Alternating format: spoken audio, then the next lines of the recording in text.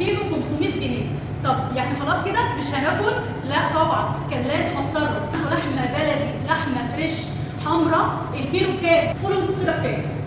لا قولوا بكام بجد، قولوا بكام؟ ب 150 جنيه لحم بلدي احمر فريش.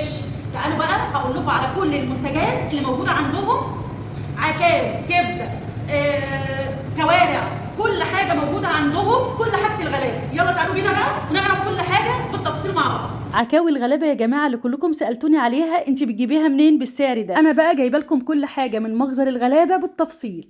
دلوقتي بقى استاذ احمد قول لنا بقى على الاجزاء بتاعت الرومي. احنا هنبدا كده كلامنا بالصلاه على النبي عليه افضل الصلاه والسلام. احنا شركه اللوتس متخصصين في استيراد كتكوت الرومي.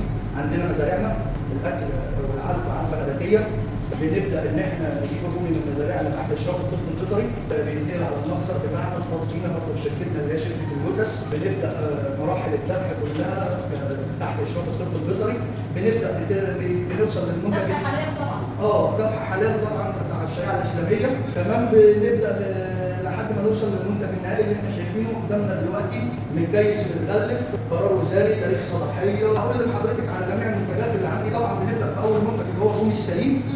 ده منتج مبدئي اللي هو الرومي السليم، وده بيبقى فيه كل الاوزان معانا. بنبدا من وزن 6 كيلو لحد وزن 13 كيلو لحد وزن 16 كيلو حسب طلب حضرتك. طبعا احنا المنتجات كلها فريش بس متكيسه ماشي. يعني مثلا الورك احنا بنبيعه ب 125 وبيتباع ب 125، ممكن انا اعمل عليه عرض يبقى 115 بالنسبه للمستهلك، نفس سعر الجمله. الفيليه احنا النهارده هنقول لو فيليه الفراخ ب 260، طب انا هعمل على عرض على فيليه الرومي، عايز كيلو، عايز شرايح هعمل لك، عايز روستو هعمل لك، عايز في فص سليم انت براحتك حسب ما انت عايز. يعني معاك من اول نص كيلو لحد 3 كيلو 4 كيلو. طب هتقول لي العرض ده بكام؟ لو فيليه الفراخ النهارده ب 260، طب انا هحسبه لك ب 240. وفي تخفيض برضه اللي هيجي يقول لي انا تبع الاستاذه رشا او الشيف رشا.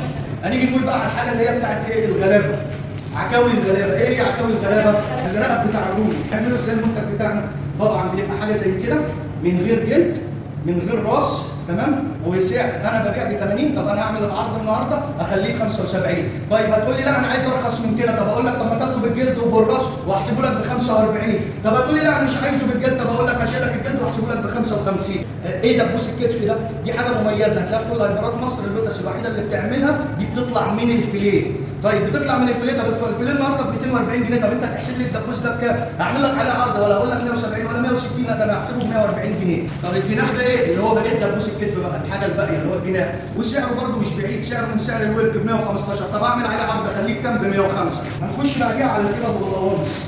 طيب انا عندي الكبده بتاعت الرومي وب 110 مش بكتير، قطع وحط البصل وحط الطماطم والفلفل وكبده جمل اهي، والسلام اقرب من كرداسه. هاخدها تستخدمها كده. القوانص شغاله معايا، هي حاجه متصنفره، حاجه A1 ومش غاليه ب 100 جنيه او ب 105. هقول لك خش بقى على كباب الحله. دي قطع لحمه، لحمه حمراء. لحمه حمراء. بص اللحمه عامله ازاي، ما فيهاش اهي لحمه حمراء. بص عامله ازاي.